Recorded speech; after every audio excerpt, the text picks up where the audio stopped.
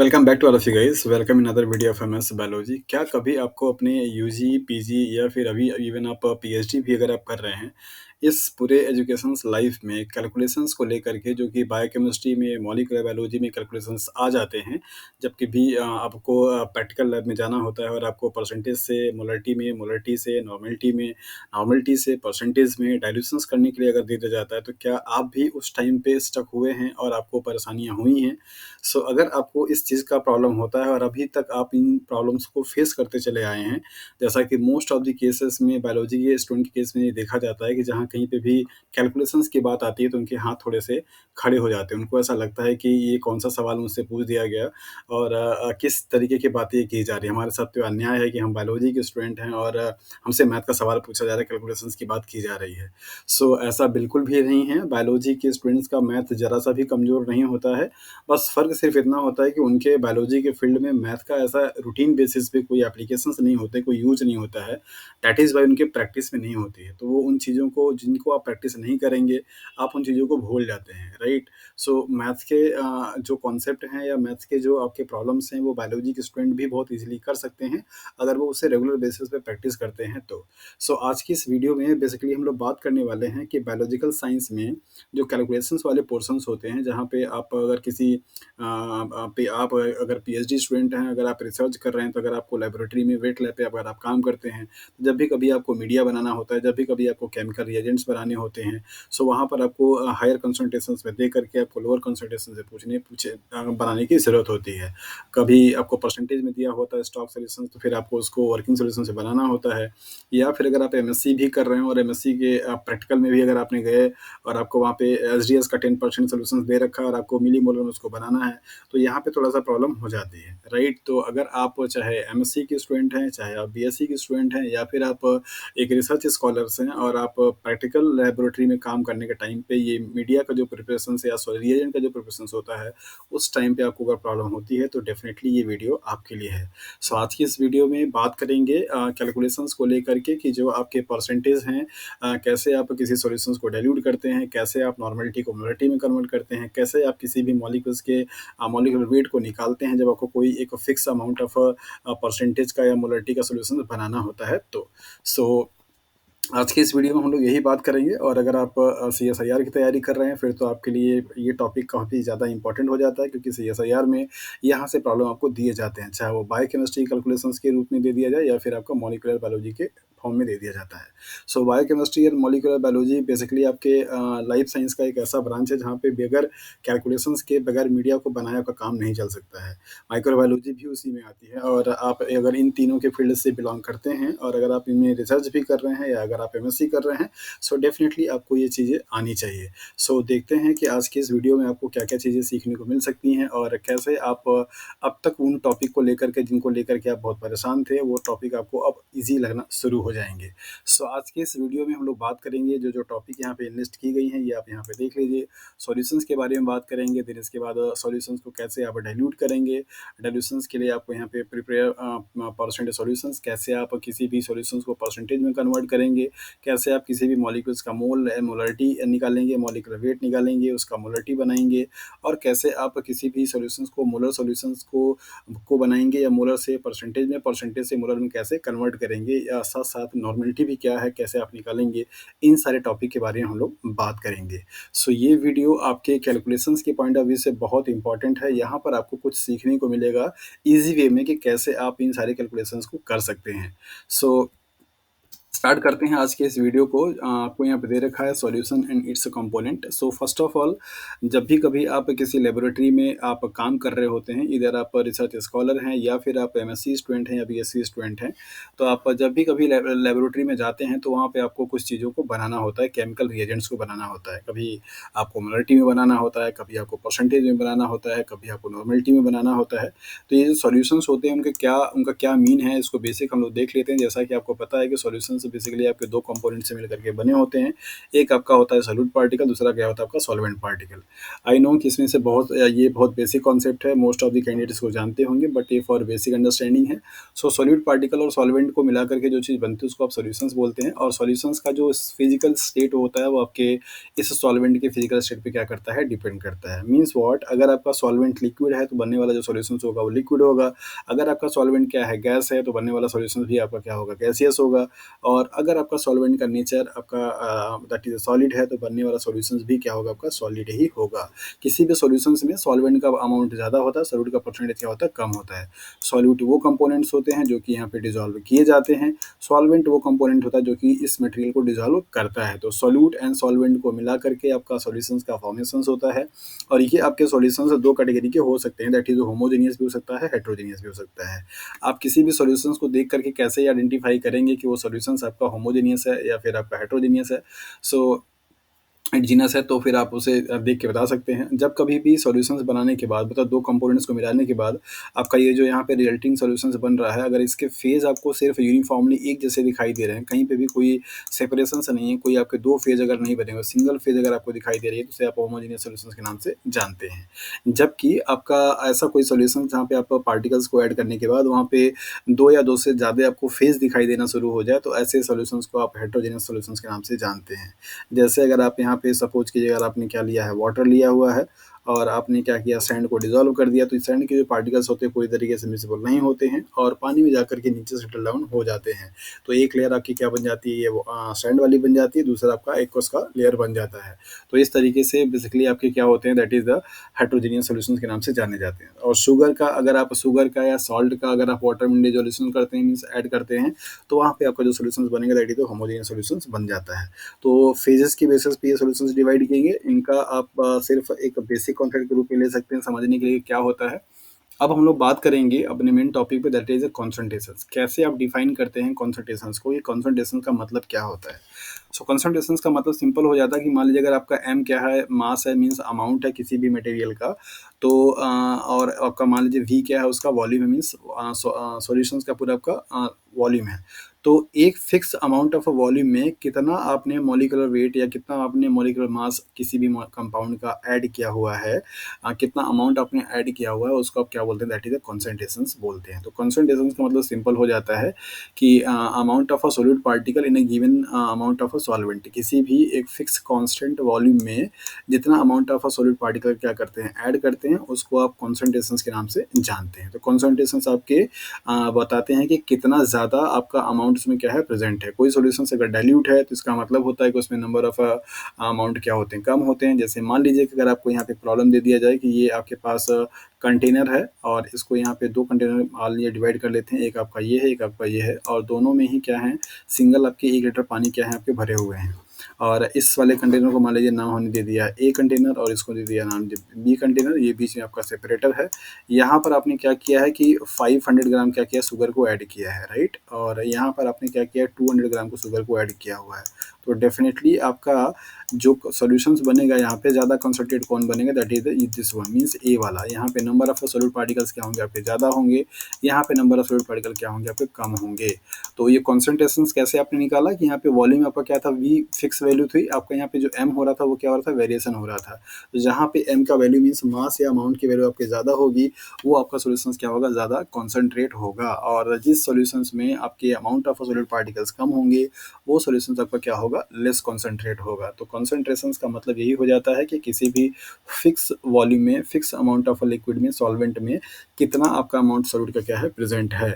Laboratory में जो आप काम करते हैं वहाँ पर आपको जो सॉल्यूशंस होते हैं कॉन्सेंट्रेट के फॉर्म में, उनको बना करके रखने का एक तरीका होता है। तो यहाँ पर आपको लिखा गया कि अमाउंट ऑफ सम सब्सटेंस पर स्टेट ऑफ वॉल्यूम, इस फिक्स वॉल्यूम में जो आपका अमाउंट प्रेजेंट होगा उसको आप कॉन्सेंट्रेशन के नाम से जानते हैं। So concentration is equal to हो जाता है that is the amount upon volume. तो फिक्स वॉल्यूम में जो भी नंबर ऑफ अमाउंट पड़ेगा उसको आप क्या बोलेंगे, कॉन्सेंट्रेशन बोलते हैं। तो यहाँ पे लेबोरेटरी में बेसिकली 2 टर्म यूज किए जाते हैं, एक तो स्टॉक सॉल्यूशंस, दूसरा आपका होता है वर्किंग सॉल्यूशन। स्टॉक सॉल्यूशंस वो होते हैं जो कि स्टोर करके छोटे से कंटेनर में हाई कॉन्सेंट्रेटेड जो सॉल्यूशंस होते हैं वो आपको क्या है, फ्रिज में रखे जाते हैं, मतलब कि फर्दर यूज करने के लिए। तो ऐसे सॉल्यूशंस जिनमें कि जो अमाउंट प्रेज़ेंट है वो बहुत ज़्यादा हाईली कॉन्सन्ट्रेट हो, मीन्स बहुत ज़्यादा हाई परसेंटेज में हो, और उसको आप रखते हैं स्टोर करके छोटे से कंटेनर में, ताकि आप जो वर्किंग सॉल्यूशंस बनाएँ। जैसे हाई कंसंट्रेशंस का मतलब क्या हो गया कि सपोज़ कीजिए कि आपने यहाँ पे 100 एमएल एक कोई मीडिया बनाया हुआ है जिसका कि परसेंटेज बहुत ज़्यादा, मीन्स वहाँ पे उसकी मोलरिटी, उसका एक्स, उसका परसेंटेज बहुत क्या है ज़्यादा। मान लीजिए यहाँ पे आपने 10 मोलरिटी का क्या किया है, सॉल्यूशंस बना लिया है 100 एमएल, राइट? तो अगर अब आपको 1 मोलरिटी का सॉल्यूशंस अगर आपको बनाना है, तो आप यहाँ से बहुत आसानी से छोटा-सा अमाउंट लेकर के भी यहाँ पे 1 मोलरिटी का सॉल्यूशंस 1 लीटर 2 लीटर बना सकते हैं। सो इस तरीके को करने के लिए इसका मतलब यहाँ पे ये होता है कि ये जो स्टॉक सॉल्यूशंस आपके होते हैं बहुत ज़्यादा हाईली कॉन्सनट्रेट होते हैं। मान लीजिए यहाँ पे अगर 10 मोलरिटी का है, तो और अगर आपको 1 मोलरिटी का बनाना हुआ है, राइट? तो आप यहाँ पे क्या करेंगे, अगर आप यहाँ से सिर्फ़ और सिर्फ़ 1 एमएल भी लेकर के यहाँ पे अगर आप बनाते हैं, तो आपका क्या होगा, दैट इज़ द मतलब यहाँ पे ये 10x क्या है, ज़्यादा है। मतलब ये 10 टाइम क्या है आपका ज़्यादा है, और आपका ये 1 टाइम क्या है, कम है। तो यहाँ से आपको बहुत कम अमाउंट लेना होगा, जबकि आपका यहाँ अमाउंट क्या बनेगा, ज़्यादा बनेगा। मतलब आप यहाँ से 1 एमएल लेकर के आप यहाँ पे 10 एमएल क्या कर सकते हैं, बना सकते हैं, और दोनों की आप मतलब आपका जो ये कंडीशंस होगा वो क्या होगा, मतलब ये वाले की मोलरिटी क्या हो जाएगा, आपकी 1 मोलर हो जाएगी। तो ये 10 मोलर को बनाने के लिए आपको सिर्फ़ यहाँ से क्या है, 1 मोलर की मतलब 1 एमएल की क्या होगी, आपकी ज़रूरत होगी 10 मोलर वाले को, आपका 1 मोलर अगर आपको 10 एमएल बनाना है तो। तो इस वजह से आपको क्या रखे जाते हैं, स्टॉक सॉल्यूशंस रखे जाते हैं। तो स्टॉक सॉल्यूशंस का मतलब होता है जिनका कंसंट्रेशंस बहुत ही ज़्यादा हो, और आप उनको छोटे से कंटेनर में रख करके रखते हैं सेव करके, स्पेस भी कम आपका लेता है, साथ-साथ आपको जब वर्किंग कंडीशंस में बनाना होता है तो आप उसे डाइल्यूट करके बहुत ज़्यादा वॉल्यूम बना सकते हैं। तो यहाँ पे कुछ स्टॉक सॉल्यूशंस का आपको एग्जांपल दिया गया कि मान लीजिए यहाँ पे 1 मोलर का ट्रीसेसियल है, ये रखा गया स्टोर करके जिसका पीएच इतना है, और 500 मिलीमोलर का ईडीटीए रखा गया है, 20% का एसडीएस रखा गया, 1% का एमजीसीएल2 का सॉल्यूशंस रखा गया है। तो ये सारे आपके क्या कहलाएंगे, दैट इज स्टॉक सॉल्यूशंस कहलाएंगे। अब जब कभी भी हमको इन सॉल्यूशंस को डाइल्यूट करना होगा, मान लीजिए यहाँ पे आपको 1 मोलरिटी दे रखा था, तो 0.2 मोलरिटी अगर हमको बनाना हो, या फिर आपको हमको 0.1 मोलरिटी का बनाना हो, या फिर हमको इसको मिली मोलर में बनाना हो, इस तरीके से बनाना हो, तो आप यहाँ से लेकर के इसको क्या करते हैं, डाइल्यूट करते हैं, और ये जो सॉल्यूशंस आपके बन जाते हैं इनको आप वर्किंग सॉल्यूशंस के नाम से जानते हैं। तो वर्किंग सॉल्यूशंस का मतलब होता है कि जिन सॉल्यूशंस पे आपको क्या करना है, काम करना है। मतलब जो सॉल्यूशंस आप वो कंसंट्रेशन आप बनाएंगे जो कंसंट्रेशन आपके एक्सपेरिमेंट में क्या है, रिक्वायर्ड है। So most of the time पे जो स्कॉलर्स आपके पीएचडी स्कॉलर्स जो कि लेबोरेटरी में, खास करके माइक्रोबायोलॉजी में, बायोकेमिस्ट्री में, मॉलिक्यूलर बायोलॉजी में काम करते हैं, उनका इन सारे रिएजेंट से बहुत डेली बेसिस पे क्या होता है, एक्सपोजर होता रहता है। उनके लिए नॉर्मल सी बात हो जाती है ट्रीसेसियल का, एडीटीए का, एसडीएसडी का और एमजीसीएल2 का। ये सारे आपके केमिकल्स हैं जो कि मॉलिक्यूलर बायोलॉजी फ्रीक्वेंटली क्या कहते हैं, यूज किए जाते हैं। और वहाँ पे जो आपको स्टॉक सॉल्यूशंस बना करके रखा होता है, या रेडीमेड भी अगर आता है, तो आपका क्या होता है, हाई कॉन्सनट्रेटेड फॉर्म में होता है। आपको उसको डाइल्यूट करके अपने आपने जो एक्सपेरिमेंट की रिक्वायरमेंट है उसके अकॉर्डिंग क्या करना पड़ता है, कॉन्सनट्रेशंस को डाइल्यूट करना पड़ता है। सो ऐसे कंडीशंस या ऐसे सॉल्यूशंस जो कि बेसिकली डाइल्यूट करके बनाए गए हों अपने प्रैक्टिकल और अपने एक्सपेरिमेंट के अकॉर्डिंग, कहाँ से, स्टॉक सॉल्यूशन से, उसको आप क्या बोलते हैं, वर्किंग सॉल्यूशंस के नाम से जानते हैं। तो जैसे मान लीजिए कि यहाँ पे 1 मोलर आपका क्या है, स्टॉक सॉल्यूशन है, और हमको चाहिए कितना, दैट इज़ 0.1 मोलर का सॉल्यूशन हमको चाहिए। तो हम क्या करेंगे जी, यहाँ से लेकर के ये 0.1 मोलर बनाएँगे, तो ये 0.1 मोलर हमारा क्या कहलाएगा, वर्किंग सॉल्यूशंस कहलाएगा। सो कभी भी आपको जब स्टॉक सॉल्यूशन से वर्किंग सॉल्यूशंस बनाना हो, मतलब हायर कंसंट्रेशन से आपको लो कंसंट्रेशन से डाइल्यूशंस करने वाली अगर बात आती है, तो वहाँ पे आप formula C1V1 is equal to C2V2 क्या करते हैं, लगा देते हैं। जहाँ पे C क्या है, आपका कंसंट्रेशन है, V क्या है, आपका वॉल्यूम है, और C1 ये आपका जो लेफ्ट हैंड साइड होता है वो हमेशा बताता है जो आपके स्टॉक सॉल्यूशंस हैं, और जो आपका राइट हैंड साइड मीन्स आपका C2V2 है, ये हमेशा आपको किसको बताता है, वर्किंग सॉल्यूशंस का। मतलब कि ये वाला पोर्शन आपका बताता है कि व्हाट हैव, मतलब आपके पास क्या है, और ये आपको बताता है कि व्हाट यू वांट, आपको क्या चाहिए, राइट? तो हमेशा आप इस फॉर्मूले क्या करते हैं, यूज करते हैं।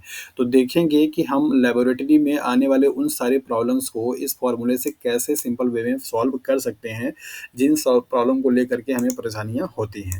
तो आपके सामने यहाँ पे कुछ प्रॉब्लम्स मैंने डिज़ाइन किए हुए हैं। जैसे सपोज आपको यहाँ पे दे दिया गया how to prepare 50 ml of 70% ethanol from 95% ethanol stock solution. आपको सवाल यहाँ पे दिया गया कि आपके पास एक बॉटल है और ये बॉटल पे आपका क्या लिखा हुआ है, 95% इथेनॉल। तो आपको इस इथेनॉल के बॉटल से क्या करना है, दूसरा बॉटल बनाना है जिसमें आपको 50 ml क्या करना है, सॉल्यूशंस बनाना है। और इस 50 ml का जो सॉल्यूशंस बनेगा उसकी परसेंटेज कितनी है, 70% इथेनॉल होना चाहिए। ये आपको कंडीशन यहाँ पे बना करके दे दिया और ये लैब में बहुत कॉमन सा प्रॉब्लम आता है। सब जगह यही देता है कि हाँ, आपको 70% इथेनॉल बनाना है, 75% इथेनॉल बनाना है, राइट। यहाँ पे 100% दिया होता फिर तो आपके लिए थोड़ा सा आसान हो जाता। तो परसेंट का पहले तो आप मतलब समझ लीजिए कि परसेंट का मतलब क्या होता है। परसेंट का मतलब ही हो जाता है कि पर 100 या पर 100 कोई भी मॉलिक्यूल से 70% अगर आपको दे रखा है, इसका मतलब होता है कि 70 डिवाइड बाई 100, राइट। इस तरीके से 80 दे रखा है तो 80 डिवाइड बाई 100, मतलब कि पर 100 में जो भी अमाउंट आपका है उसको आप परसेंटेज के नाम से जानते हैं। तो यहाँ पे हम लोग देखते हैं कि ये जो सॉल्यूशंस आपको यहाँ पे प्रॉब्लम दिया गया इसको कैसे आप सॉल्व कर सकते हैं। तो फॉर्मूला आपको यहाँ पे ऊपर मैंने बताया, C1 equal to C2 V2 के लिए। तो यहाँ पे आपको देखिए 2% दे रखा है और आपको एक क्या कर रखा है, कंसंट्रेशन दे रखा है। तो फॉर्मूला में आप पहले लिख लीजिए, यहाँ पे आप लिखेंगे C1V1 is equal to C2V2। ये आपके पास क्या है, फॉर्मूला है। तो C1 क्या है, आपका कंसंट्रेशन है। तो कंसंट्रेशन कितना दे रखा है स्टॉक का, आपका 95। मैंने आपको बताया था कि लेफ्ट हैंड साइड में हमेशा 95, मतलब लेफ्ट हैंड साइड में हमेशा आप स्टॉक की बात करते हैं। तो 95% चूंकि यहाँ पे भी है, यहाँ पे तो सिर्फ आपको यूनिट नहीं लिखनी है, सिर्फ 95 लिखेंगे। V2 यही हमसे पूछ रहा है कि इस 95 वाले से कितना ml लेकर के हम सॉल्यूशंस बनाएं कि उसका वर्किंग वाले का 70% इथेनॉल भी बन जाए और 50 ml ये भी बन जाए। तो V2 हमारा क्या है, क्वेश्चन मार्क है। फिर C2 कितना दे रखा है आपको, 70% दे रखा है। V2 मतलब कितना हमको बनाना, कितना है, 50 ml बनाना है, राइट। तो इस तरीके से आप V2 की वैल्यू यहाँ पे निकाल सकते हैं। तो V2 इज इक्वल टू क्या हो जाएगा आपका, 70 डिवाइड इंटू 50 डिवाइड बाई 95। तो मान लीजिए कि आपका जो भी वैल्यू यहाँ पर आता है, सपोज आप 75 का 35 से मल्टीप्लाई करते हैं तो कितना आ जाएगा, 3500, ये आपका आ जाएगा। इसके बाद अगर आप इसको 95 से डिवाइड कर देंगे तो क्या वैल्यू आएगी, ये भी आपका 5 से कट जाएगा। सो अच्छा, कम 5, और इसके बाद आपका बचेगा यहाँ पे 5 × 5 बचेगा 4 और 5 × 9 = 45। तो यहाँ पे हो जाएगा 19 और यहाँ पे भी आप कर सकते हैं 5 × 7 = 35, 700। इस तरीके से वैल्यू आएगी। मान लीजिए आप इसको काटते हैं तो जो भी वैल्यू आपका आता है, मान लीजिए सपोज अगर आप इसको डिवाइड करते हैं, मीन्स 700 को डिवाइड कर देते हैं आप किससे, 19 से, तो यहाँ पे आपकी जो भी वैल्यू आ जाती है, फॉर एग्जांपल कितना आ जाएगा, लगभग ये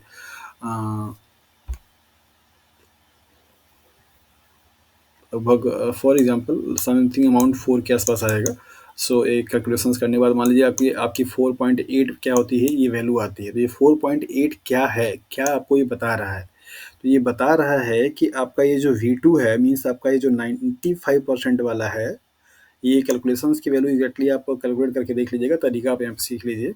सो इस 95 वाले कंटेनर में से अगर आप 4.8 सॉरी 48 हो जाएगा ना, कि 4.8 48 48 अगर आप क्या करते हैं, एम एल को ले करके आप 48 ml ले करके इसको आप टोटल कितना बनाना है, 70 ml बनाना है, मतलब सॉरी 50 ml बनाना है फॉर एग्जाम्पल। यहाँ पे जो भी वैल्यू आएगी उसको देख लीजिएगा। सो इतना ml आप इसमें से ले करके अगर आप पानी उसमें क्या करते हैं, मतलब बाकी जो रिमेनिंग आपका अमाउंट होगा उसको क्या करेंगे, वाटर से क्या करेंगे, ऐड कर देंगे, मीन्स उसको मेकअप कर देंगे। तो आपका जो सोल्यूशन बनेगा अब वो आपका 50 ml बन जाएगा, साथ साथ में आपका जो उसका परसेंटेज होगा क्या होगा, 70% हो जाएगा। तो जो ये वैल्यू आप यहाँ पे निकालते हैं, ये वैल्यू किसकी होती है, जो highly concentrated means stock solutions वाले होते हैं, उन सॉल्यूशंस का आपका वॉल्यूम होता है। और आपको उन सॉल्यूशंस में से उतना वॉल्यूम ले करके उसको इतने जो डिजायर्ड वॉल्यूम होती है उसमें आपको क्या करना होता है, मेकअप करना होता है by adding the distil water. Distil water को आप ऐड करते हैं तब जाकर के आपका फाइनली बनता है। तो इस फॉर्मूले से आप क्या निकालते हैं कि ये जो स्टॉक सॉल्यूशंस बना करके आपका रखा गया है उसमें से कितना ml आप निकालें और उसको फिर टोटल फाइनली जितना रिक्वायर्ड वॉल्यूम उतना हमको वाटर से ऐड करके बनाना है कि आपका जो रिक्वायर्ड परसेंटेज है वो अचीव हो जाए। तो यहाँ पर आपका क्या था कि 95% के इथेनॉल वाले बॉटल से कितना ml आप निकाल करके 50 ml बनाएंगे कि उसका जो परसेंटेज होगा वो 70% बन जाएगा। ये आपका सवाल यहाँ पे था। तो इसके लिए आपने फॉर्मूला यहाँ पे क्या लगा दिया, दैट इज C1V1 और इज इक्वल टू C2V2। तो आपने यहाँ पे देखा, सॉरी ये V1 की वैल्यू है, सो आपने यहाँ पे देखा कि बेसिकली जो आपका कंसंट्रेशन था C1 का वो 95 था और V1 की वैल्यू आपको निकालनी थी। C2 V2 मतलब C2 का परसेंटेज आपको दे रखा था 70 और V2 की वैल्यू आपको 50 ml था। कैलकुलेट करने के बाद जो आपका अमाउंट आया V1 का, वो V1 की वैल्यू में आप वाटर क्या करेंगे, ऐड करेंगे उसको पूरा 50 ml क्या करने के लिए, बनाने के लिए। तो जो आपका सॉल्यूशन से बनेगा वो आपका 70% इथेनॉल का बन जाएगा और उतना वॉल्यूम आपका क्या होगा, रिक्वायर्ड होगा। सो होपफुली कि आप इस तरीके की प्रॉब्लम को अच्छे तरीके से सॉल्व कर लेंगे। नेक्स्ट क्वेश्चन से दे दिया गया है कि how to prepare 20 ml of 50 millimolar tris from 1 molar tris stock solution. अब यहाँ पे आपका परसेंटेज ना दे करके यूनिट जो है आपकी वो चेंज हो गई। एक आपको यूनिट दे रखा है मोलर में और दूसरा आपको दे रखा है मिली मोलर में। तो सबसे पहले आपको ऐसे प्रॉब्लम को सॉल्व करने के लिए दोनों को क्या करना पड़ता है, सेम यूनिट में लाना पड़ता है। या तो आप मोलर को मिली मोलर में चेंज कर लीजिए और या तो आप मिली मोलर को मोलर में चेंज कर लीजिए। चूंकि यहाँ पे पूछा गया है how to prepare 20 ml of 50 millimolar में दे रखा है, तो आप इसको भी मिली मोलर चेंज कर सकते हैं। तो कन्वर्जन फार्मूला क्या होता है आपके पास कि 1 मोलर जो होता है वो आपके 1000 मिली मोलर के क्या होता है, इक्वल होता है। मतलब 1 molar is equal to 1000 millimolar, means M, small M और कैपिटल एम। तो यहाँ पे अगर आप 1 मोलर को लिखना चाहेंगे तो आप इसको 1000 मिली मोलर क्या कर सकते हैं, लिख सकते हैं, राइट। और एक वैल्यू आपकी कितनी है, 50 मिली मोलर है। तो यहाँ पे आप देखिए क्या फार्मूला लगा देंगे, आपका फार्मूला क्या लग जाएगा, that is M1V1 is equal to M2V2। यहाँ पे M1 क्या होगा, आपका मोलरिटी होगी, V1 क्या होगा, आपका वॉल्यूम होगा। सो हमेशा लेफ्ट हैंड साइड में क्या बताएगा, आपका स्टॉक सॉल्यूशंस बताएगा। तो स्टॉक सॉल्यूशन आपका क्या होगा यहाँ पे, 1 मोलरिटी। तो 1 मोलरिटी को आप क्या लिख सकते हैं, आप लिख सकते हैं 1000 मिली मोलर।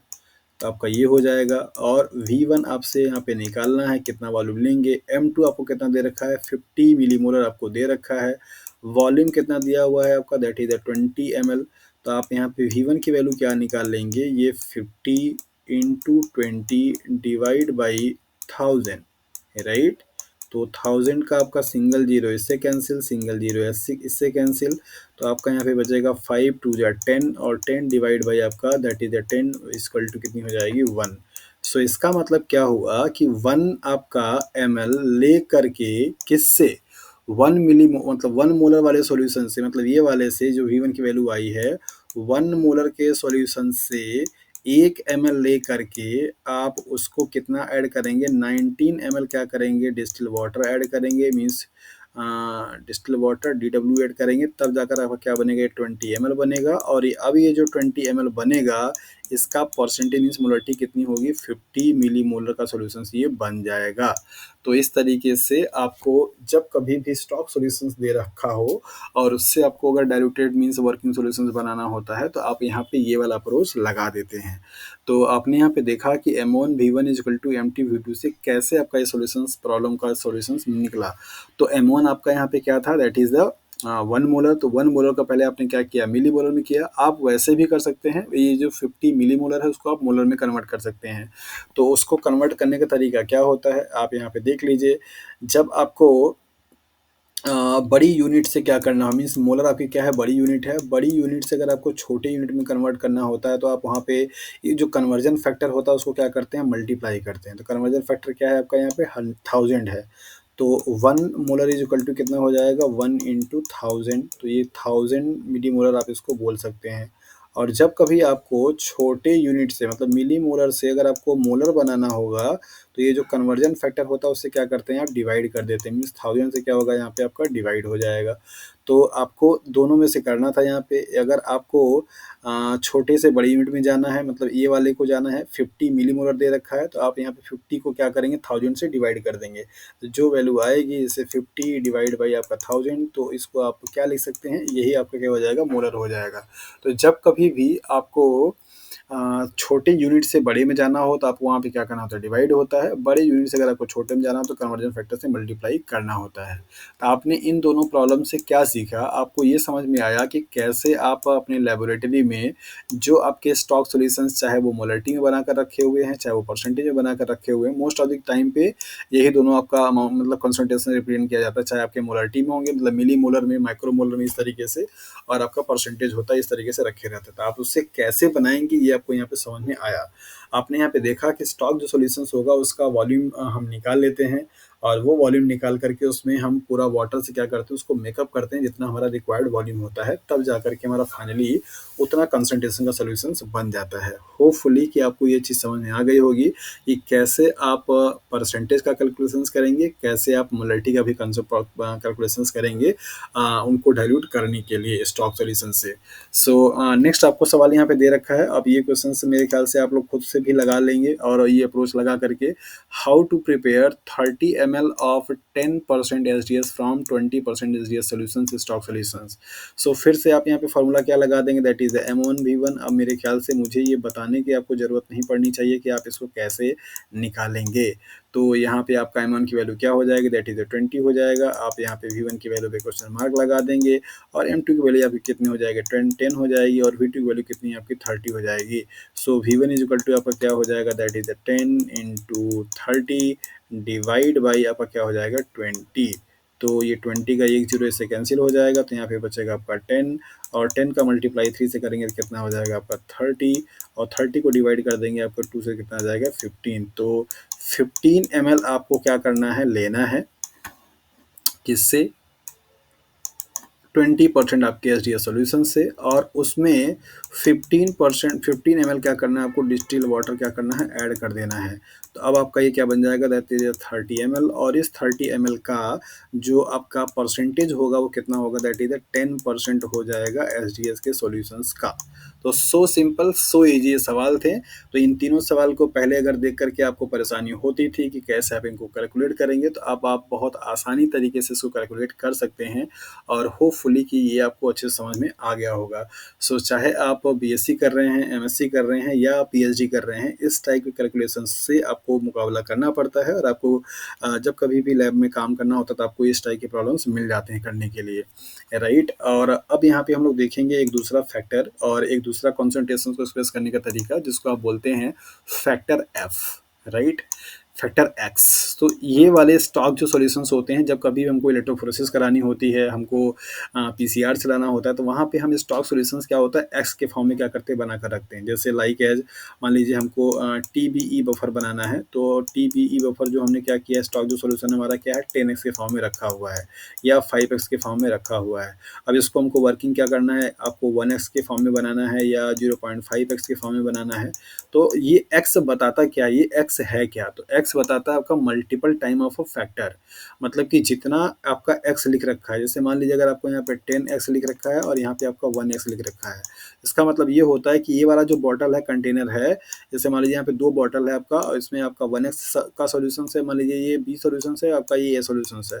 तो इसमें आपका जो अमाउंट है उस कंटेंट का, उसका 10 टाइम्स क्या है, ज़्यादा as compared to this one. So X बताता है आपको नंबर ऑफ मल्टीपल टाइम्स कि कितना टाइम्स उसमें कॉन्सेंट्रेशन क्या है, ज़्यादा ही होते हैं। तो कैसे आप हायर एक्स वाले कॉन्सेंट्रेशन के सॉल्यूशन से लोअर एक्स वाले कॉन्सेंट्रेशन सॉल्यूशंस को आप प्रिपेयर करेंगे, ये आपको यहाँ पे देखने को मिलेगा। सो उसके लिए हमारे पास इक्वेशंस क्या है, that is x1 v1 is equal to x2 v2। तो आप यहाँ पे प्रॉब्लम पढ़े देखिए कैसे आपको बनाया जा रहा है। सो how to prepare 1000 ml of 1x TB buffer, TB gel running buffer from a 10x TB concentrated stock solutions। तो ये आपको यहाँ पे दे दिया गया और ये नॉर्मल सी प्रॉब्लम है। जब भी आप इलेक्ट्रोफोरेसिस कराने के लिए जाएंगे, आप अगर माइक्रोबायोलॉजी में, मॉलिक्यूलर बायोलॉजी में, सेल बायोलॉजी में या फिर बायोकेमिस्ट्री के लैब में अगर आप काम कर रहे हैं, तो डेफिनेट सी बात है कि आपने जेल रन कराया ही होगा और आपको कराना ही पड़ता है। और अगर एमएससी के स्टूडेंट हैं, आप एमएससी के प्रैक्टिकल में अगर आपको जेल रन कराना होता है, तो ये सारे सॉल्यूशंस कैसे आपको बनाने हैं, ये बनाने का बड़ा आपको प्रॉब्लम हो जाती है। क्योंकि इलेक्ट्रोफोरेसिस का प्रोसेस तो आप सब जगह पढ़ लेते हैं, लेकिन उस इलेक्ट्रोफोरेसिस को परफॉर्म कराने के लिए जो केमिकल्स प्रिपेयर करने होते हैं, उन केमिकल्स को प्रिपेयर करने में हाथ खड़े हो जाते हैं। तो ये आपकी थोड़ी सी समस्या हो जाती है। तो इस समस्या से बचने के लिए आपको क्या है, थोड़ा सा यहाँ पे ध्यान देना पड़ेगा। तो आप कैसे बनाएंगे इसको आप यहाँ पे देखिए। तो अब मेरे ख्याल से आपके दिमाग में ये सोल्यूशन, इस क्वेश्चन का भी सोल्यूशन आसानी से आ गया होगा कि आपको कैसे करना है। तो यहाँ पे फॉर्मूला हम लोग लगा देंगे, that is x1 v1 is equal to X2V2, right. तो यहाँ पे हम देखेंगे कि हमारा ये लेफ्ट हैंड साइड में क्या बताता है, स्टॉक सॉल्यूशन बताता है। तो x का परसेंटेज यहाँ पे स्टॉक पे कितना है, 10 है। तो यहाँ पे हम क्या लिखेंगे, 10 लिखेंगे। और V1 हमको रिक्वायर्ड होती है, मीन्स चाहिए है। और X2 कितना है हमारा, दैट इज द 1x है। और V2 हमारा कितना है, दैट इज द 1000 ml है। तो अब यहाँ पे हमारा क्या हो जाएगा, तो V1 इज इक्वल टू क्या हो जाएगा हमारा, यही 1 × 1000 और डिवाइड बाई आपका क्या हो जाएगा, 10। तो 10 का जीरो, एक जीरो इससे कैंसिल हो जाएगा। तो यहाँ पे आपका बचेगा क्या, दैट इज 100। सो अगर आप 100 ml इस 10x वाली बॉटल से ले करके 100 ml ले करके इसमें आप 900 ml क्या करते हैं, डिस्टिल वाटर को ऐड कर देते हैं, तो आपका जो रिजल्टिंग सॉल्यूशंस बनेगा वो कितना बन जाएगा, 1000 ml का या 1 लीटर का। और इस 1000 ml वाले का जो परसेंटेज होगा कैसा होगा, दैट इज द 1x होगा। तो इसलिए स्टॉक सॉल्यूशंस क्या होते हैं, बना करके रखे जाते हैं कि आपका छोटे से वॉल्यूम में आप स्टॉक सॉल्यूशंस बना करके रख लेते हैं और उससे आप मैक्सिमम वॉल्यूम क्या कर सकते हैं, बना सकते हैं। जैसे आपने यहाँ पे देखा कि 100 ml से ही आपका 1 लीटर सोल्यूशन आपका बन गया।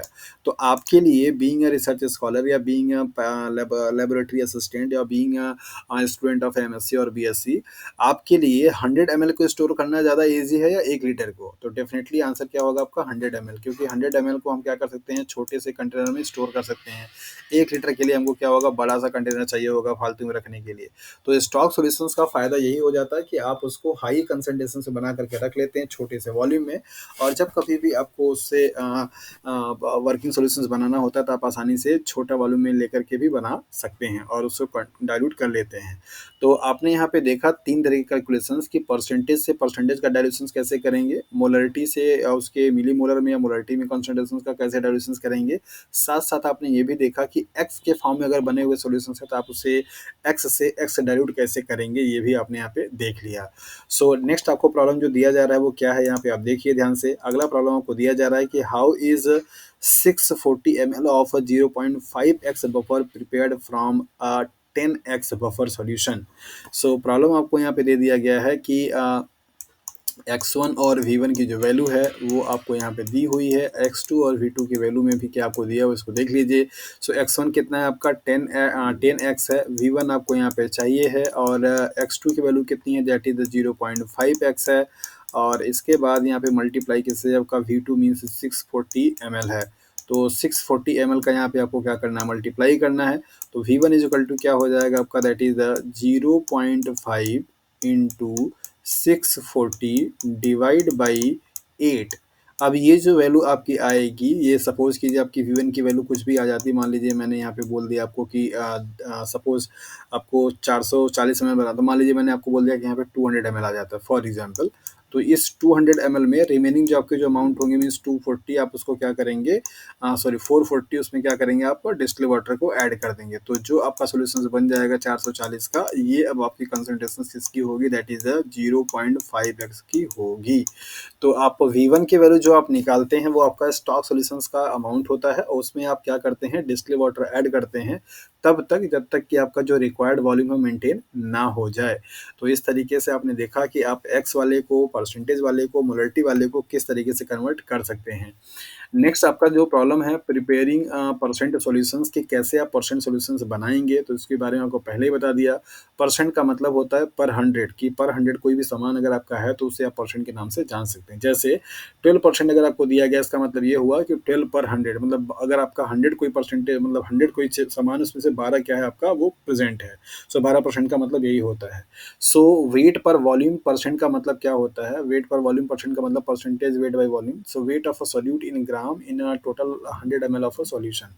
जब आपके ये जो परसेंटेज वाले सॉल्यूशंस होते हैं, इनको दो तरीके से आप रिप्रेजेंट करते हैं। जब कभी भी सॉल्यूशंस लिक्विड का और सॉलिड का हो तो वहाँ पे वेट बाई वॉल्यूम का फॉर्मूला क्या करते हैं, लगाते हैं। और अगर आपके क्या हो, दोनों ही लिक्विड हो, मीन्स ये भी लिक्विड हो और ये भी लिक्विड है, जैसे एक आपका क्या हो, डिस्टिल वाटर हो, और एक आपका क्या हो, इथेनॉल हो, तो ये दोनों क्या हो जाएंगे आपके, लिक्विड हो जाएंगे। तो वहाँ पे परसेंट वॉल्यूम बाई वॉल्यूम का फॉर्मूला क्या होता है, लग जाता है। So volume percent amount of a liquid solute in final volume of 100 ml, ये आपको बताता है इसका मतलब, कि आपका जो फाइनल वॉल्यूम होगा 100 ml का, उसमें कितना अमाउंट ऑफ लिक्विड प्रेजेंट है, उसको आप बोलेंगे परसेंटेज वॉल्यूम बाई वॉल्यूम। और कितना ग्राम आपका सॉलिड का प्रेजेंट है उसे आप percent of weight by volume के नाम से जानते हैं। तो ये परसेंटेज में आपको कंसंट्रेशन जो होते हैं सॉल्यूशंस के दो तरीके से रिप्रेजेंट किए जाते हैं, percent weight by volume, percent volume by volume. जब कभी भी सॉलिड का डिसोल्यूशन लिक्विड में किया जाएगा तो वहाँ पे आप बताएंगे that is the percent weight by volume. जब कभी लिक्विड का लिक्विड में डिसोल्यूशन किया जाएगा तो आप बोलेंगे परसेंट वॉल्यूम बाई वॉल्यूम।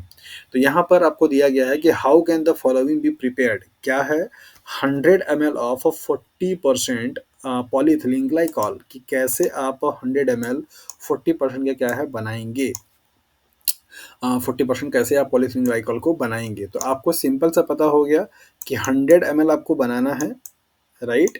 और आपका परसेंटेज कितना है, दैट इज द 40%। तो 40% का मतलब क्या हो जाता है आपका, दैट इज द 100, राइट। तो यहाँ पे इसका मतलब क्या हो जाएगा, और कितना आपको बनाना है, 100 बनाना है। तो इस तरीके से अगर आप देखिए तो कैंसिल आउट होने के बाद क्या आएगा आपका 40 आ जाएगा। मतलब कि यहाँ पे सिंपल सा आपकी बात आई कि अगर आप पॉलीथिलीन ग्लाइकॉल का 40 ग्राम ले करके उसको आप 100 ml में डिजॉल्व कर देते हैं तो जो आपका रिजल्टिंग सॉल्यूशंस बन जाएगा वो क्या बनेगा, दैट इज द 40% का बन जाएगा। तो जब आपको यहाँ पे सॉल्यूशंस भी 100 ml दे रखा था तो बड़े आसानी से आपने कैलकुलेट कर लिया कि चलो 100 ml का सॉल्यूशन दे रखा है तो वहाँ पे जितना भी परसेंट, अगर 100 ml आपका स्टैंडर्ड मतलब सॉल्यूशंस है तो जितना परसेंट बोल रहा है उतने ग्राम को क्या करना है, डिजोल्व करना है। 20% बोल रहा है तो आपको 20 ग्राम, 10% बोला तो आपका 10 ग्राम, 1% अगर बोला तो आपका 1 ग्राम क्या करना है 100 ml में डिजोल्व कर देना है।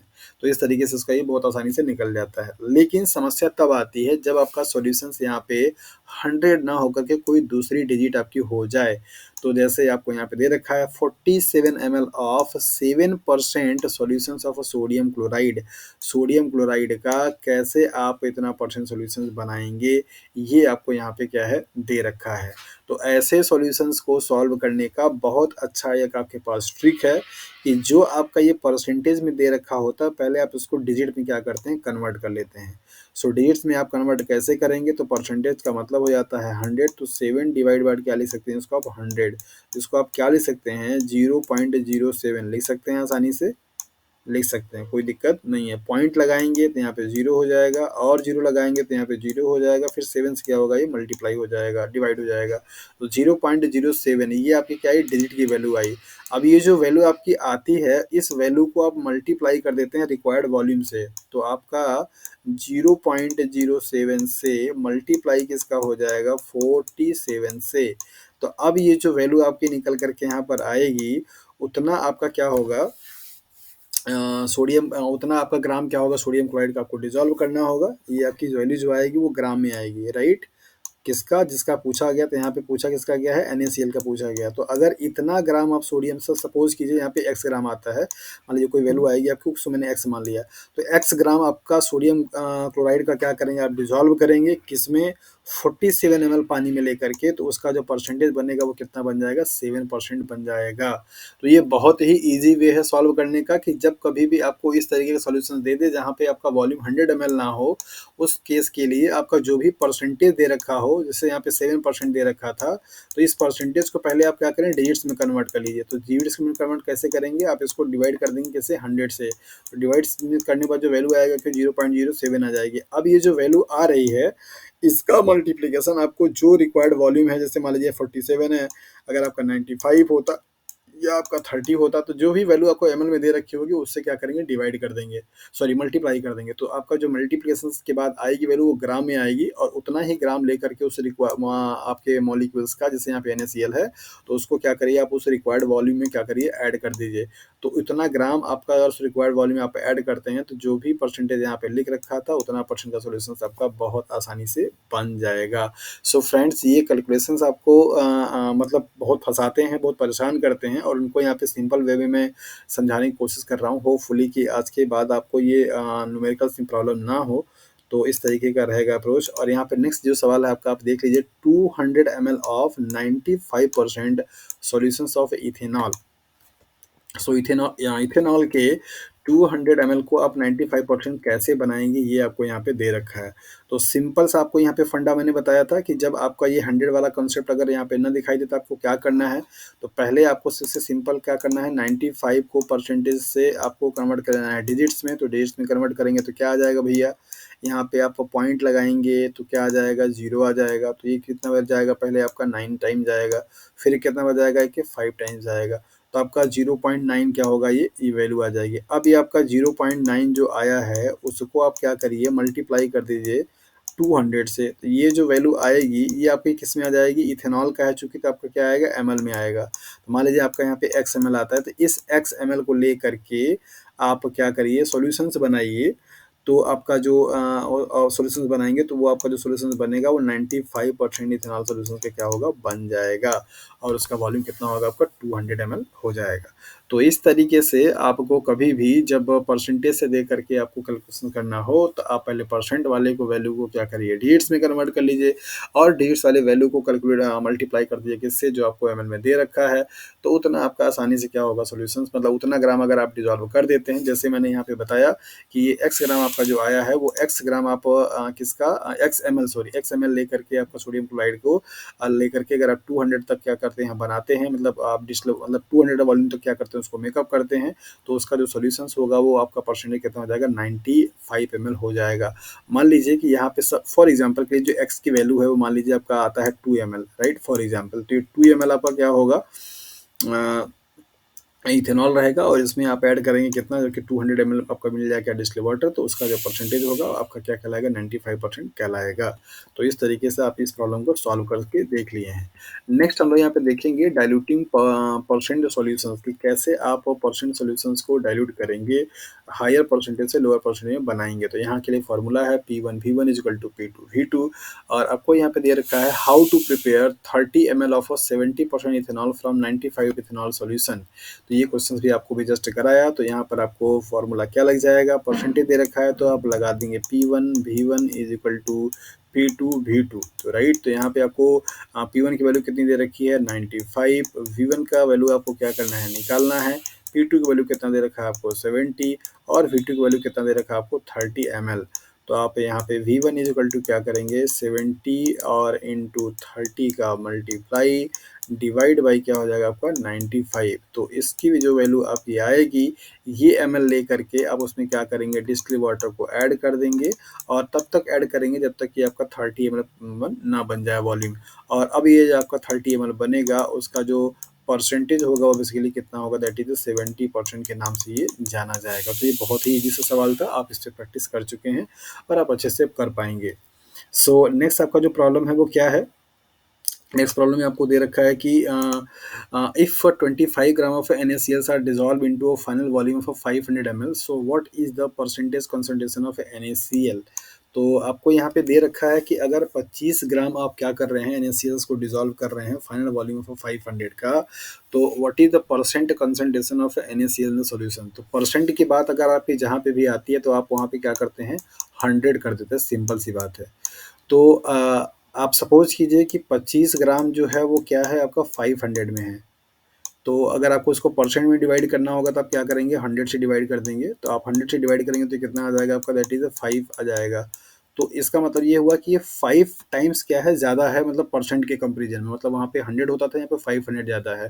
तो जब आपका ये 5 वाली फैक्टर यहाँ पे निकल करके आई तो ये वाली जो अमाउंट होगी उसको क्या करेंगे, आप 5 से डिवाइड कर देंगे। तो 5 से डिवाइड कर देंगे कितना आ जाएगा, ये 5 आ जाएगा। तो मतलब ये हुआ कि 5 ग्राम को अगर आप 100 ml में डिजॉल्व करते हैं सॉल्यूशंस कैसा बनेगा आपका, 5% का बनेगा। तो सिमिलरली ये 25 ग्राम को अगर आपने 500 में डिवाइड किया है तो वहाँ पे सॉल्यूशंस कैसा बनेगा, दैट इज 5% का सॉल्यूशंस बन जाएगा। सो यहाँ पर आपने देखा कि if 25 gram NaCl are dissolve into final volume of 500, so what is the percent solutions of NaCl solutions. तो यहाँ पे आंसर आपका आ जाएगा 5% NaCl सॉल्यूशन। तो ऐसे सवाल को करने के लिए आपको क्या करना होता है कि जो आपका वॉल्यूम दे रखा है उस वॉल्यूम को पहले आप क्या करिए, अगर जैसे सपोज कीजिए यहाँ पे 500 के बजाय अगर आपका क्या होता 300 ml होता तो आप इसको पहले क्या करते 100 से डिवाइड करते और 100 से डिवाइड करने के बाद ये जो आपका फैक्टर आ रहा है, मीन्स यहाँ पे 3 आ रही है, इस वाले फैक्टर से क्या करेंगे आप डिवाइड करेंगे किसको, ये जो आपका यहाँ पे ग्राम दे रखा होता है इसको डिवाइड कर देंगे। तो आपका जो मतलब अब डिवाइड करने के बाद यहाँ पे क्या है आपका 5 आया। तो 5 अगर ग्राम को अगर आप 100 ml में डिजॉल्व करेंगे सॉल्यूशन क्या बनेगा आपका मतलब आप ये ऐसा आप क्यों कर रहे हैं? ऐसा आप कर रहे हैं ताकि आपका जो वैल्यू 100 एमएल में नहीं है, वो 100 मतलब परसेंटेज में आ जाए। तो अगर आपको 100 ग्राम में मतलब 100 एमएल में किसी भी सॉल्यूट का क्या अमाउंट कितना ग्राम अगर ये पता चल जाएगा तो आप परसेंटेज आसानी से बता देंगे। तो जैसे आपने यहाँ पे बताया कि अगर 5 ग्राम आपका प्रेज़ेंट है, किसमें 100 एमएल तो सॉल्यूशन कितना बनेगा आपका 5 एमएल बनेगा, 5% बनेगा। तो 5 एमएल आपका कहाँ से आया था? इनको डिवाइड करने के बाद आया था। तो इसी तरीके से आप यहाँ पे भी अप्रोच ये लगा सकते हैं। तो जब कभी भी आपको ऐसे प्रॉब्लम दिए जाएँ, जहाँ पर आपको अलग-अलग वॉल्यूम दे रखा हो मतलब 100 ना हो और कुछ ग्राम आपका सॉल्यूट का दे रखा हो और आपसे परसेंटेज पूछे कि परसेंटेज कितना होगा, मतलब ये कन्वर्जन किसका है? आपको कंसंट्रेशन दे करके मतलब आपको ग्राम दे करके परसेंटेज पूछ रहा है। तो ऐसे केसेस के लिए आपको सिंपल 2 स्टेप का अप्रोच लगाना है कि जो आपका यहाँ पे वॉल्यूम दे रखा होगा, उस वॉल्यूम को पहले आप क्या करेंगे परसेंट मतलब 100% में कन्वर्ट कर लेंगे। तो परसेंट में कन्वर्ट करने के लिए इस वॉल्यूम को 100 से क्या करेंगे आप डिवाइड करेंगे।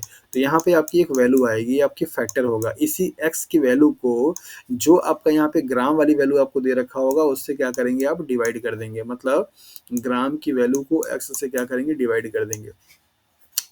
अब ये जो वैल्यू आएगी यहाँ पे निकल करके ग्राम में, ये ग्राम आपकी क्या बताएगी परसेंट बताएगी। मतलब ये इतना ग्राम आपका 100 एमएल में क्या होगा डिजॉल्व होगा। तो उसको आप क्या बोलेंगे दैट इज द परसेंट के नाम से बोल देते हैं। तो जो परसेंट आपका यहाँ पे निकल कर आएगा वही वाला परसेंट आप वहाँ पे के लिए अप्लाई कर देंगे। तो इस तरीके से इस टाइप की प्रॉब्लम को आप सॉल्व कर सकते हैं बहुत आसानी तरीके से। अब यहाँ पे अगला सवाल आपको दिया जा रहा है, यहाँ पे है कि if 8 ml of distilled water is added to 2 ml of 95% ethanol, so what is the concentration of diluted ethanol solutions. So यहाँ पे भी आपका फार्मूला क्या लग जाएगा, that is the P1 V1 is equal to P2 V2। ये आपसे यहाँ पे दे रखा है। तो ये पूछ रखा है यहाँ पे, आपको देखिए थोड़ा सा ट्विस्ट किया है। यहाँ पे ये दो वैल्यू आपको दे रखा है 2 ml ऑफ 95%, मतलब कि इसका परसेंटेज भी आपको दे रखा है 95 और इसका V1 का वैल्यू भी दे रखा है 2। और आपसे पूछ क्या रहा है, ये से पूछ रहा है कि अगर आप ये V2 का 8 ml क्या करते हैं, मतलब 8 ml अगर आप इसमें ऐड कर देते हैं तो ये P2 क्या बनेगा, परसेंटेज कितना बनेगा, ये आपसे पूछ रहा है। व्हाट इज द कंसंट्रेशन, मतलब परसेंटेज आपको P2 की वैल्यू क्या कर रहा है ये पूछ रहा है। तो P2 की वैल्यू हो का क्वेश्चन मार्क है और V2 क्या हो जाएगा 2 ml चूंकि आपका पहले से था और 8 ml आपने क्या किया ऐड किया, तो V2 की वैल्यू क्या हो जाएगी 8 प्लस 2 इज इक्वल टू 10। ये थोड़ा सा आपका ट्विस्ट था, यहाँ पे आप वैल्यू क्या रखेंगे 10 रख देंगे। तो अब आप यहाँ से P2 की वैल्यू क्या कर सकते हैं निकाल सकते हैं। तो P2 की वैल्यू क्या हो जाएगी, सो P2 की वैल्यू इज इक्वल टू हो जाएगा आपका दैट इज इन दोनों का मल्टीप्लाई 95 इंटू 2 डिवाइड बाई आपका 10। तो 95 का मल्टीप्लाई आप करेंगे तो कितना आ जाएगा 2 5 या 10, 2 9 या 18 और 1 एक 19। तो 19 डिवाइड बाई 10, तो इसका मतलब कितना आ जाएगा दैट इज द 19। तो अब ये क्या कहलाएगा 19 आपका क्या है परसेंट है। तो इस सॉल्यूशंस का परसेंटेज कितना होगा 19% सॉल्यूशंस आपका बनेगा। मतलब कि जब आप 95% वाले सॉल्यूशंस का, जैसे मान लीजिए आपका ये कंटेनर है और ये आपका क्या है 95% है, तो इस 95% वाले से अगर आप 2 ml निकालते हैं और आप इसको 8 ml डिस्टिल वाटर में क्या करते हैं ऐड करते हैं, किसमें डिस्टिल वाटर में ऐड कर देते हैं। मान लीजिए आपका ये डिस्टिल वाटर है और यहाँ पे कितना आपने ऐड किया है, ये आपका 8 ml है। तो 8 ml डिस्टिल वाटर में अगर आप इसको ऐड करते हैं तो ये जो सॉल्यूशंस बनेगा इसका परसेंटेज क्या होगा, यही सवाल आपसे पूछ रखा था। तो इसका परसेंटेज भैया कितना हो जाएगा दैट इज द 19% परसेंटेज का हो जाएगा। तो अगर आप 95% से 2 ml निकाल करके सॉल्यूशंस अगर आप 10 ml बना लेते हैं तो उसका जो परसेंटेज होगा वो 19% होगा। इसको कैसे मैंने निकाला ये आपने यहाँ पे देख लिया, P1 V1 P2 V2 का फॉर्मूला लगा करके। अब तक आप लोगों ने जो देखा उसमें ज़्यादातर आपको V1 पूछा जाता था, लेकिन यहाँ पे आपको P2 पूछा गया था। तो इससे थोड़ा सा आपको यहाँ पे समझना रहेगा। तो इस टाइप के जो प्रॉब्लम आपको आते हैं वो ऐसे ही आप आसानी से लगा सकते हैं। So how many microlitres of 20% SDS are required to bring 1.5 ml of 1.5 ml of solutions to 0.5%, right. तो 0.5% तक लाने के लिए 20% सॉल्यूशंस का कितना माइक्रोलीटर आप क्या करेंगे यूज करेंगे कि उसका वॉल्यूम आपका 1.5 ml सॉल्यूशंस हो जाए। ये आपको यहाँ पर सॉल्यूशंस दे रखा है। तो यहाँ पे भी आप फार्मूला क्या लगा देंगे that is the P1 V1 is equal to P2V2 ये आप आसानी से लगा सकते हैं। तो इस पे कई सारा प्रैक्टिस करा चुका हूँ, ये क्वेश्चंस मैं छोड़ रहा हूँ आप लोगों के लिए। आप लोग इसको प्रैक्टिस करके और अपने कमेंट बॉक्स में बताइए कि हाँ, इसका आंसर आपका कितना आया है। सो नेक्स्ट हम लोग मूव करेंगे मोल्स एंड मॉलिक्यूलर वेट के ऊपर कि आप कैसे मोल्स को निकालते हैं। सो मोल्स का मीन पहले क्या होता है आप यहाँ पे जान लीजिए कि मोल्स आपकी किसी भी अमाउंट के क्वांटिटी को रिप्रेजेंट करने के लिए बताई जाती है। चूंकि केमिस्ट्री में number of atom and molecules का साइज बहुत छोटा होता है, बहुत वेट कम होते हैं, दैट इज़ वाई उनको रिप्रेजेंट करने के लिए हमेशा हम एक छोटी यूनिट लेकर के क्या करते हैं, चलते हैं। तो वो आपकी यूनिट क्या है, आपकी मोल्स है। सो मोल्स आपको क्या बताती है, क्वांटिटी का मेजरमेंट आपको बताती है, ये एक मेजरमेंट करने की यूनिट होती है। मोल को आप डिफाइन कैसे कर सकते हैं और आप निकाल कैसे सकते हैं, ये आपको यहाँ पे कॉन्सेप्ट है। सो मोल का मतलब क्या होता है, दैट इज द, अगर आप किसी भी मॉलिक्यूल्स का अगर आपको मोल निकालना है तो आप कैसे बताएंगे, that is the given mass upon molecular mass या एटॉमिक मास। आप उसको क्या निकाल सकते हैं, मोल निकाल सकते हैं, मीन्स एन की वैल्यू निकाल सकते हैं। जैसे सपोज अगर आपको मैं यहाँ पे दे दूँ कि आपके पास 60 ग्राम क्या है, कार्बन है, क्या है, कार्बन है, और इस 60 ग्राम कार्बन में कितना नंबर ऑफ मोल होगा, तो आप कैसे बताएंगे। तो यहाँ पे गिवन मास क्या हो जाएगा आपका, कार्बन का ये 60 दे रखा है, और कार्बन का आपका molecular mass means time mass कितना होगा, दैट इज 12 ग्राम हो जाएगा, राइट। तो आप इसको आप एन कैसे निकाल सकते हैं, तो एन इज इक्वल टू क्या हो जाएगा, गिवन मास कितना होगा आपका 60 होगा, और एटॉमिक मास कितना है आपका 12 होगा। तो इसका मतलब आपको डिवाइड कर देना है, तो ये कितना आ जाएगा आपका 5 आ जाएगा। तो ये 5 क्या है आपका, मोल आया, राइट।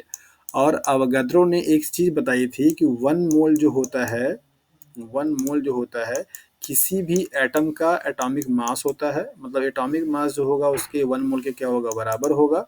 या अगर वो वहाँ पे कोई मॉलिक्यूल्स है तो उसका मॉलिक्यूलर मास जो होगा उसके 1 मोल के क्या होता है, बराबर होता है। तो मॉलिक्यूलर मास और एटॉमिक मास जो होते हैं वो उनके 1 मोलर क्वांटिटी क्या करते हैं, रिप्रेजेंट करते हैं।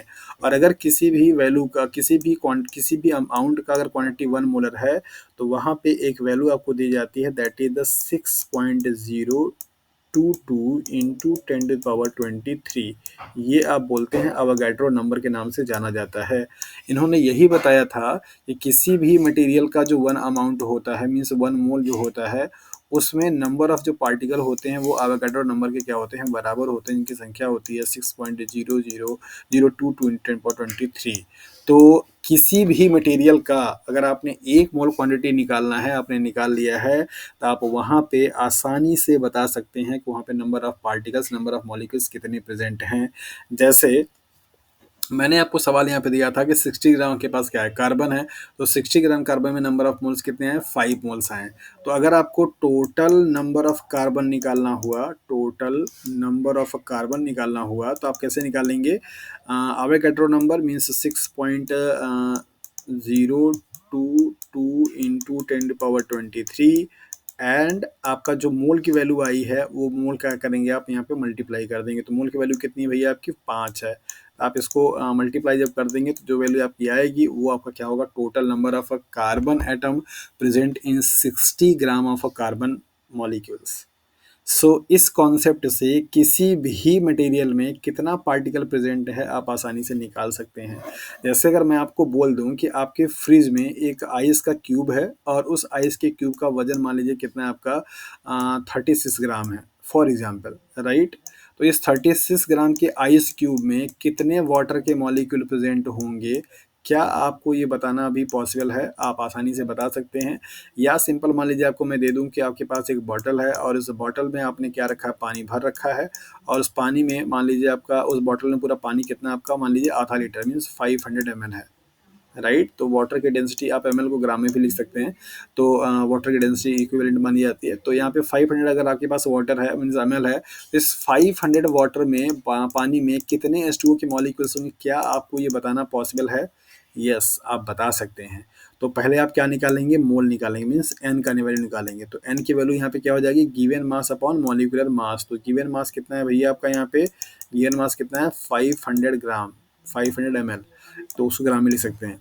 और इसके बाद आपका मोलर मास कितना हो जाएगा, तो H2O का मोलर मास आप यहाँ पे निकाल लीजिए। तो H2O का कितना हो जाएगा, दैट इज द 2 मतलब 2 आपका हाइड्रोजन का हो जाएगा, प्लस 16 कितना हो जाएगा, ऑक्सीजन का हो जाएगा, मीन्स 18 हो जाएगा। तो 18 से क्या करिए आप इसको डिवाइड कर दीजिए।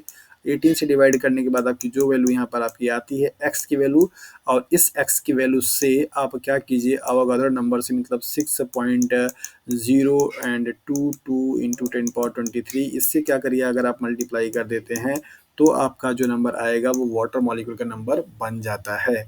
तो किसी भी मॉलिक्यूल्स में आपको मोल निकालने के लिए सिंपल सा तरीका होता है कि आप उसके गिवन मास को क्या करते हैं, डिवाइड कर देते हैं उसके एटॉमिक या मॉलिक्यूलर मास से।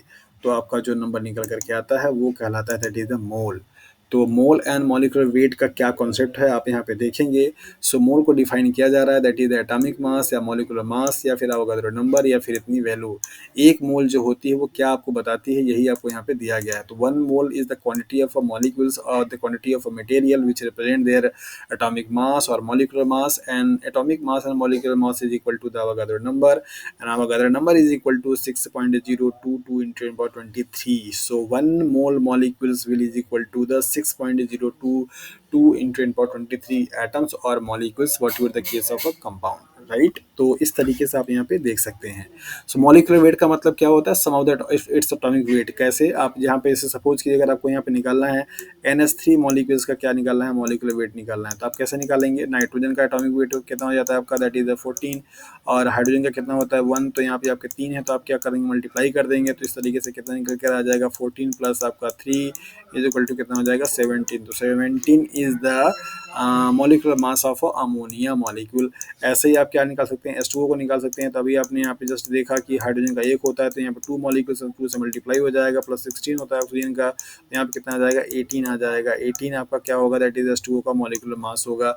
ऐसे ही अगर आपको H2SO4 का निकालना है तो भी आप निकाल सकते हैं। H2SO4 का कैसे निकालेंगे, आप देखिए यहाँ पे हाइड्रोजन का चूंकि 1 है, 2 मॉलिक्यूल इतने यहाँ पे 2 हो जाएगा डायरेक्टली। सल्फर का कितना होता है आपका 32, मतलब उसका एटॉमिक नंबर होता है 16, तो यहाँ पे मास कितना जाएगा 32, और प्लस आपका सॉरी प्लस कितना हो जाएगा आपका ऑक्सीजन, तो ऑक्सीजन का कितना होता है आपका 16, और यहाँ पे जो कि O4 दे रखा था, यहाँ पे 4 से क्या होगा आपका मल्टीप्लाई हो जाएगा। तो यहाँ पे 32 और 2 क्या होगा आपके 34 हो जाएंगे, और प्लस आपका 16 चौका 64 मीन 64 हो जाएगा। इन दोनों का आप ऐड कर देंगे तो क्या आ जाएगा, 98 आ जाता है। तो ये 98 क्या है आपका H2SO4 का मॉलिक्यूलर मास कहलाता है। तो किसी भी कंपाउंड में आपके जो जितने भी एटम्स होते हैं उनके नंबर को क्या करना होता है आपको, मतलब उनके इंडिविजुअल एटम्स के या उनके मॉलिक्यूल्स के मास को क्या करना होता है, ऐड करना होता है उसके मॉलिक्यूलर मास को निकालने के लिए। तो इस तरीके से आप मॉलिक्यूलर मास भी निकाल सकते हैं। तो मॉलिक्यूलर मास निकाल सकते हैं, नंबर ऑफ मोल निकाल सकते हैं, नंबर ऑफ एटम निकाल सकते हैं, ये सारी कैलकुलेशंस आप कर सकते हैं। सो what is the molecular weight of sodium hydroxide, तो आप अभी आसानी से यहाँ पे कैलकुलेट कर सकते हैं। तो सोडियम हाइड्रोक्साइड के लिए पहले सोडियम का रखेंगे तो सोडियम का कितना होता है 23 होता है, और हाइड्रोक्साइड में पहले ऑक्सीजन का रखेंगे तो ऑक्सीजन का क्या होता है 16, हाइड्रोक्साइड में एस का रखेंगे तो 1। तो यहाँ पे आपका क्या हो जाएगा 23 और प्लस 17 इज इक्वल टू कितना हो जाएगा, दैट इज 40। तो ये 40 आपका क्या हो जाएगा, ग्राम हो जाएगा किसका, सोडियम हाइड्रोक्साइड का मास क्लियर हो जाता है। सो what is the molecular weight of a glucose, तो आप ग्लूकोज के मॉलिक्यूलर वेट को कैसे निकालेंगे, देखिए यहाँ पे। तो एक कार्बन का कितना होता है भैया 12 होता है, और यहाँ पे 6 कार्बन के एटम है उनका मल्टीप्लाई हो जाएगा, प्लस आपका क्या होगा हाइड्रोजन, तो हाइड्रोजन का कितना होता है 1, तो यहाँ पे 12 molecule of hydrogen means atom है आपके हाइड्रोजन के, तो यहाँ पे 12 से क्या होगा मल्टीप्लाई हो जाएगा। फिर एक ऑक्सीजन का कितना होता है 16, और इसको मल्टीप्लाई किससे कर देंगे 6 से कर देंगे। तो इसको मल्टीप्लाई कीजिए, इसको मल्टीप्लाई कीजिए, इसको मल्टीप्लाई कीजिए। मान लीजिए आपका ये ए वैल्यू है और आपका ये दूसरा आपका क्या आता है बी वैल्यू आता है, तीसरा आपका क्या आता है सी आता है। तो इन तीनों को सम अप कीजिए, जो आपका आएगा वही इसका मॉलिक्यूलर मास क्या होगा निकल जाएगा। तो आप आसानी से इसको कर सकते हैं। नेक्स्ट सवाल आपसे पूछा जा रहा है, how many number of iron atom in 100 gram of iron rod. अच्छा सवाल है। तो आपको नंबर यहाँ पे निकालना है कि कितना नंबर होगा एक आयरन की। मान लीजिए आपके पास ये रॉड है, ऐसे छड़ी है, और जिसका वजन आपको कितना दे रखा है 100 ग्राम दे रखा है। तो इस 100 ग्राम के आयरन के छड़ी में कितना आपका आयरन का एटम होगा, यही आपसे सवाल यहाँ पे पूछा जा रहा है क्वेश्चन मार्क लगा करके। तो आप इसके लिए क्या करेंगे, आपको जस्ट अभी बताया कि सबसे पहले आपको क्या निकालना होगा, एन निकालना होगा। तो एन के लिए क्या लगाते हैं फार्मूला, आप गिवन आपका क्या होता है मास अपॉन आपका क्या हो जाता है that is a molecular mass. तो गिवन मास यहाँ पे कितना भैया 100 ग्राम, आयरन का एटॉमिक मास कितना हो जाएगा, आयरन का एटॉमिक नंबर होता है 26, तो इसका मल्टीप्लाई अगर 2 से कर देंगे तो क्या हो जाएगा आपका मास, तो मतलब यहाँ पे 52 लिख सकते हैं। तो इसका क्या कर लेते हैं, मान लीजिए कैलकुलेशन के लिए हम 50 कर लेते हैं फॉर एग्जाम्पल, ईजी हो जाएगा। तो 50 से डिवाइड कर देंगे तो कितना आ जाएगा आपका 2 आ जाएगा। तो एन की वैल्यू हमारी कितनी आ गई भैया, 2 आ गई। तो हमको अगर टोटल नंबर ऑफ एटम्स निकालना होता तो हमने क्या फार्मूला लगाया था, अवोगाड्रो नंबर की वैल्यू को मल्टीप्लाई किया था। तो अवोगाड्रो नंबर की वैल्यू कितनी होती है भैया, 6.022 इंटू 10 पावर 23, और इसके बाद आपको मल्टीप्लाई किससे करना होता है, एन की वैल्यू। तो एन की वैल्यू कितनी आई आपकी, 2 आई है। ये जो आपकी वैल्यू आएगी वही वैल्यू आपकी क्या होगी इस आयरन के रॉड में। ये आयरन की रॉड जो है इतने आयरन के एटम से मिलकर के बने हुए हैं, यही आपको ये बताता है। सो आप बड़े आसानी से अब किसी भी, जैसे मान लीजिए आपके पास फॉर एग्जांपल एक एल्युमिनियम की रॉड है, और आप एल्युमिनियम का अगर आपको वेट निकालना चाहते हैं तो आप उसका निकाल सकते हैं, और एल्युमिनियम का नंबर ऑफ निकालना चाहते हैं एटम्स तो वो भी आप निकाल सकते हैं। तो ये जितने भी आपके आसपास मटेरियल दिखाई दे रहे हैं, आप उनके वजन से आप उनमें नंबर ऑफ एटम्स कितने ये आसानी से निकाल सकते हैं इस फॉर्मूले से। तो पहले आपको मोल निकालना होता है, फिर मोल की वैल्यू में अगर नंबर का मल्टीप्लाई कर देते हैं तो फिर आपका वैल्यू आ जाती है, that is the number of possible atoms का। नेक्स्ट सवाल आपसे पूछा जा रहा है, ये आप क्वेश्चन आप लोग खुद लगाएंगे, इस क्वेश्चन में स्किप कर दूंगा क्योंकि जस्ट इसके ऊपर ये मैंने आपको करा दिया। सो how many number of H2O molecules in 50 gram of ice cube, इसका आंसर आप लोग कमेंट में करेंगे। जो लोग भी इस वीडियो को देखेंगे इसको सॉल्व करेंगे, सेम इसी पैटर्न पे निकाला, मीन्स सवाल आपको दिया गया है तो आप इसका कमेंट बॉक्स में आंसर रिप्लाई करें। आपके आंसर्स का मुझे वेट रहेगा, इंतजार करूंगा मैं कि देखें कौन कौन से लोग इस क्वेश्चन को सॉल्व कर पाते हैं। नेक्स्ट आपका आता है मोलरिटी। तो आपने मोल जान लिया और आपको मोलरिटी बहुत आसानी से समझ आ जाएगी। तो बताता क्या है, number of moles of a solute upon volume of solution in litre. किसी भी मटेरियल का आपने जो मोल निकाला हुआ है उस मोल की नंबर को आप रख करके एक फिक्स वॉल्यूम में क्या करते हैं, लीटर में अगर आप डाल रहे हैं तो उसको आप बताता है मोलरिटी। तो मोलरिटी सिंपली आपको ये बताता है, जैसे अगर 1 मोलर कोई अगर सॉल्यूशंस है, राइट, इसका मतलब क्या हो जाता है कि इस मटेरियल का 1 मोल जो है वो प्रेजेंट है किसमें, 1 लीटर में। किसमें, लीटर मीन्स 1000 ml में। तो मोलरिटी आपको बताता है 1000, परसेंटेज आपको बताता है 100, यहाँ पे ध्यान रखिएगा। तो इक्वेशंस आपके पास क्या है, जैसे सपोज अगर आपको कोई भी आपको सॉल्यूशंस बनाना है, जैसे मैं अगर आपको बोल दूं कि आपको 0.5 मोलरिटी का NaCl सॉल्यूशंस बनाना है, कितना भैया, 10 ml फॉर एग्जांपल। तो 10 ml, तो आपको कितना ग्राम NaCl चाहिए, उस चीज़ को लगाने के लिए आपके पास फॉर्मूला यहाँ पे दे रखा है, WT इज इक्वल टू, यहाँ पे लिखा भी है तो मैं इसको लिखता नहीं हूँ, आपको बता देता हूँ। यहाँ पे दे रखा है WT मीन्स वेट है, इंटू इज इक्वल टू क्या हो जाएगा आपका, molarity into molecular mass, wait into volume in litre. जैसे मैंने आपको बताया पर प्रॉब्लम यहाँ पे दिया था कि 0.5 अगर आपको मोलरिटी का सॉल्यूशंस बनाना है, किसका, NaCl का, और कितना ml बनाना है आपको, मान लीजिए 10 ml बनाना है, तो आप क्या करेंगे, तो यहाँ पे आपको ये पे दे रखा है। तो मोलरिटी आपकी कितनी है, 0.5, मॉलिक्यूलर मास आपका कितना हो जाएगा NaCl का, सो NaCl का मास होता है आपका 58। NaCl का मास कितना होता है भैया, 58। तो क्या करेंगे, 58 से यहाँ पे मल्टीप्लाई करेंगे। अब यहाँ पे आपको दे रखा है 10 ml, तो 10 ml को आपको क्या करना है, लीटर में कन्वर्ट करना है। तो 10 डिवाइड बाई 1000, तो आपका ये क्या बन जाएगा, पॉइंट लगाएंगे 0 हो जाएगा, और पॉइंट 0 लगाएंगे 0 हो जाएगा। आप क्या करेंगे, 1 लिख देंगे। तो इसको हम क्या लिख सकते हैं, 0.5 इंटू 58 इंटू 0.01। अब इसको आप डिजॉल्व कर दीजिए, मतलब सॉल्व कर दीजिए, जो आपका आएगा वो क्या निकल जाएगा, वेट निकल जाएगा, मतलब कि वैल्यू आपकी एक्स मान लीजिए यहाँ पे ग्राम में आएगी। तो इतना ग्राम ले करके अगर आप 10 ml का सॉल्यूशंस बनाते हैं तो उसकी मोलरिटी आपकी कितनी हो जाएगी, दैट इज द 0.5 हो जाती है।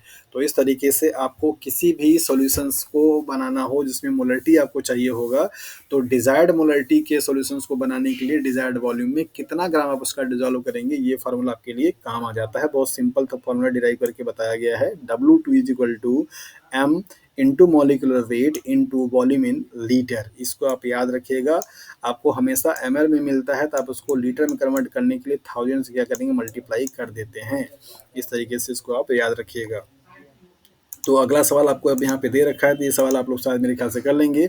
How is 200 ml of 0.3 molar NaCl prepared?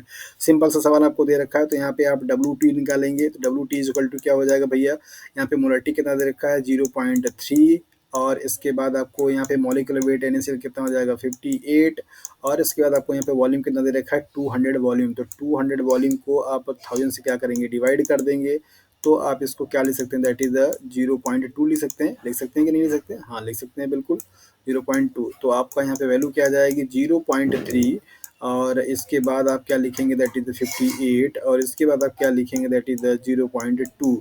तो ये वाली वैल्यू को निकालने के बाद जो आपकी वैल्यू आएगी, वो वैल्यू किस में होगी, आपकी ग्राम में होगी। तो मान लीजिए यहाँ पे x आता है, तो ये x ग्राम होगा।